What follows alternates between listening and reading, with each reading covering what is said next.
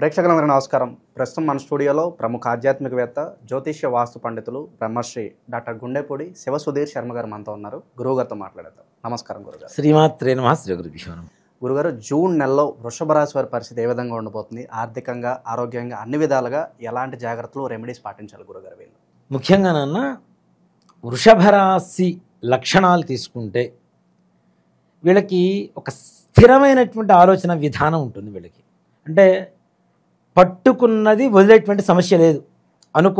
అనుకున్న పని అయ్యేంత వరకు వదిలేటువంటి పరిస్థితే ఉండదు. పన నేనా అనేంత ఒక మొండి ధైర్యం, అలాగే విపరీతమైనటువంటి తెలివితేటలతో కలిగినటువంటి వాళ్ళు ఎక్కువ మంది వృషభ రాశిలో ఉండేటువంటి లక్షణాలు ఉంటాయి బాగా.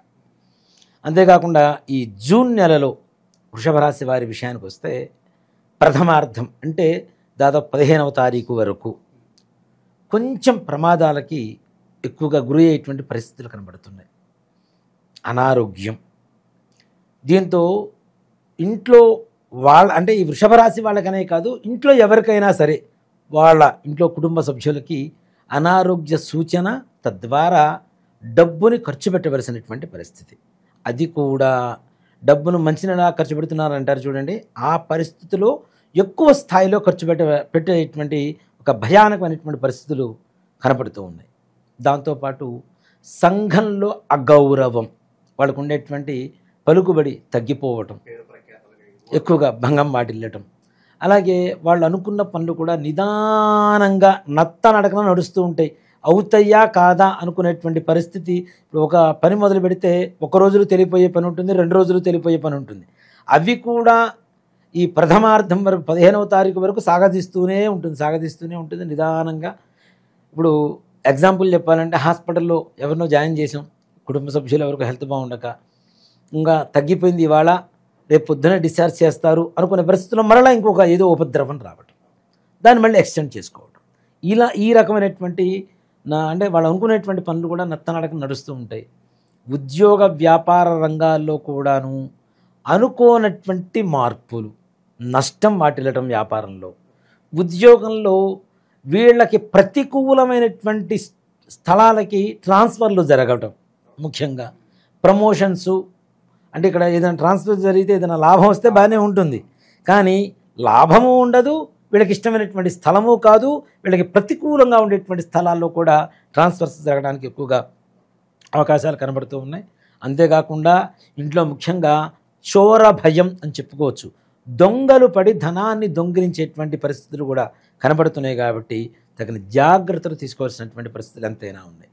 అలాగే పురుషుల వల్ల స్త్రీలకు, స్త్రీల వల్ల పురుషులకు పరువు నష్టాలకి భంగం వాటిల్లేటువంటి పరిస్థితి కనబడుతుంది. అంటే ముఖ్యంగా ఏదైనా పలకరింపు మితంగా ఉండడం అనేటువంటిది చాలా అవసరం, జాగ్రత్త వహించాలి అని చెప్పడమే దీని యొక్క పరమార్థం.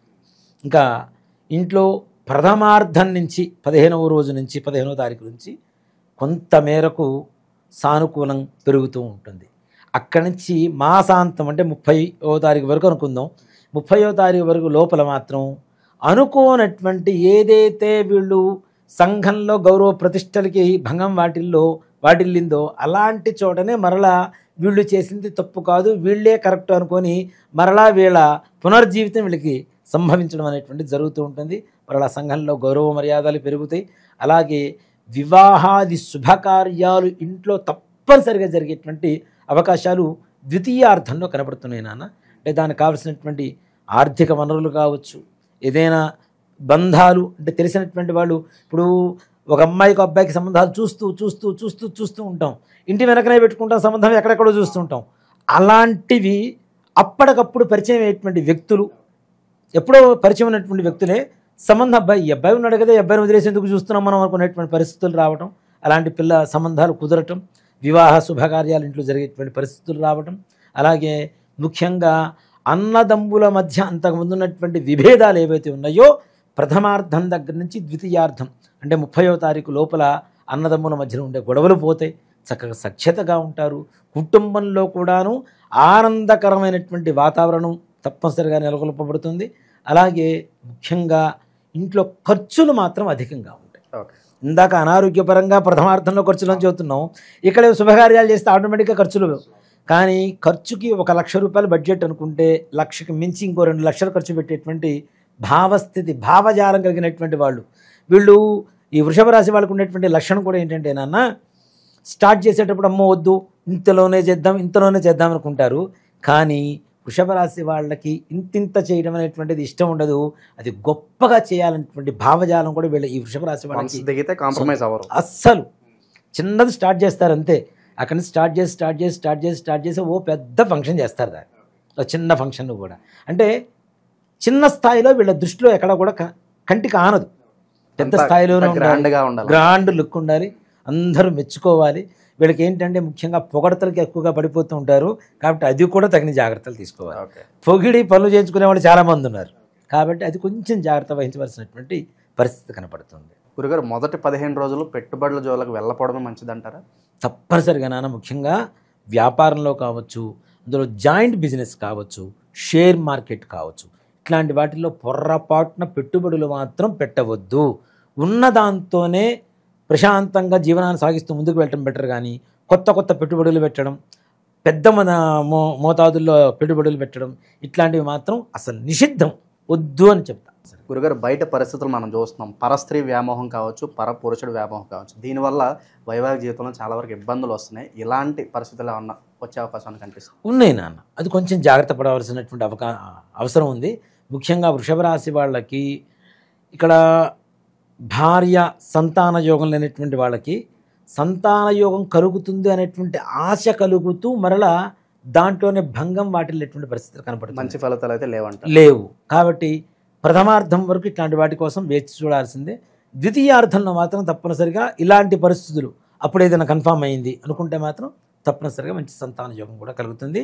ఈ భార్యాభర్తల మధ్య వచ్చేటువంటి గొడవలు కూడా ఎక్కువగా ఉంటాయి. కాబట్టి ఇందాక మొదట్లోనే చెప్పాను నేను, మితంగా ఏదైనా అతిగా మాట్లాడటం, అతిగా స్నేహం చేయటం, ఒక అమ్మాయి అబ్బాయి పెళ్ళైన వాళ్ళు మరి గ్యారంటీ అంతే కదా. ఇప్పుడు ఒకళ్ళ భార్య ఇంకోటితో మాట్లాడుతుంటే భర్త ఒప్పుకోడు, ఒక భర్త ఇంకో అమ్మాయితో మాట్లాడుతుంటే భార్య ఒప్పుకోదు. ఇలాంటి వాటికి దూరంగా ఉండడం అనేటువంటిది చాలా మంచిది. ఇక విదేశీ ప్రయత్నాలు చేసుకోవచ్చు అంటారా ఈ సమయంలో? తప్పనిసరిగా నాన్న, మన జూన్ 15వ తారీఖు నుంచి తప్పనిసరిగా విదేశీ యానాలకి మంచి యోగదాయకంగా ఉంటుంది. వాళ్ళు ప్రయత్నించడమే ఒక్కడే ఆలస్యం. 100% వీసాలు అవ్వటం లేదు. అంటే ఇప్పుడు అమెరికా అనేటువంటి విషయం తీసి పక్కన పెడితే మిగిలిన దేశాలు కూడా చాలా ఉన్నాయి. అమెరికా అక్కడ పరిస్థితులు బాగాలేదు, ప్రతికూలంగా ఉన్నాయి. కాబట్టి మిగిలిన దేశాలకైనా వెళ్ళాలనుకునేటువంటి వాళ్ళు ప్రయత్నిస్తే తప్పనిసరిగా వెళ్ళే పరిస్థితులు బాగా కనబడుతున్నాయి. వీసాలు తొందరగా వస్తాయి. గురుగారు, ప్రజెంట్ ఉన్న గ్రహస్థితి బట్టి దైవారాధన విషయంలో ఎలాంటి పరిహారాలు వీళ్ళు బాగా అవసరం అంటారు వీళ్ళకి? ముఖ్యంగా నాన్న, బృహస్పతి మారాడు కాబట్టి గురుబలం కొంతవరకు తగ్గిందని చెప్పుకోవాలి. కాకపోతే ఏకాదశంలో ఉన్నటువంటి శని, ఇక్కడ చూడండి, ఇందాక మేషరాశి వాళ్ళకేమో శని బాధితులు అవుతున్నాడు, గురుడు శుభకారకుడు అవుతున్నాడు. వృషభ రాశి వాళ్ళకి గురుడు బాధితుడు అవుతున్నాడు, అంటే ఎక్కువ బాధలు పెట్టేటువంటి గ్రహం అవుతుంది. శని శుభగ్రహం అవుతుంది. ఏకాదశంలోకి శని వచ్చింది కాబట్టి కొంతమేరకు బాగానే ఉంటుంది. కానీ ముఖ్యంగా బృహస్పతి అనుగ్రహం అనేటువంటిది చాలా చాలా అవసరం. కొత్తగా పెళ్ళైన వాళ్ళకి, కొత్తగా పెళ్ళి కావాలనుకున్న వాళ్ళకి, సంతానం కోసం అనేటువంటి వాళ్ళకు కూడా తప్పనిసరిగా బృహస్పతి అనుగ్రహం చాలా అవసరం. కాబట్టి ప్రతి గురువారం కూడా చక్కగా శనగలు తీసుకోండి, గుగ్గిళ్ళు చేసుకోండి. ఈ దత్తాత్రేయ స్వామివారి దేవాలయానికో లేదా రాఘవేంద్ర స్వామివారి దేవాలయానికో వెళ్ళి చక్కగా గుగ్గిళ్ళు, ముష్టి వాళ్ళు ఉంటారు అక్కడ, బీదనారాయణులు, వాళ్ళకి పంచి తలా ₹1 నాణ్యాలు, తలా ₹1 ఇచ్చేసి తలా ఒక గుప్పిడు గుగ్గిళ్ళు పెట్టేసేయండి. దాంతోపాటుగా గురు చరిత్ర పారాయణ కానీ లేదా ప్రతి గురువారం రాఘవేంద్ర స్వామి వారికో దత్తాత్రేయ స్వామి వారికో అర్చన చేయించడం అనేటువంటిది మాత్రం చాలా విశేషమైనటువంటి. జూన్ నెలలో ఓవరాల్గా వృషభ రాశి వారికి ఏ విధంగా ఉండబోతుంది, ఎలాంటి రెమెడీస్ చేసుకోవాలి, మీ మాటలో చాలా అద్భుతంగా వివరించారు గురుగారు. ధన్యవాదాలు. శ్రీమాత్రే నమః. శ్రీ గురుభ్యో నమః.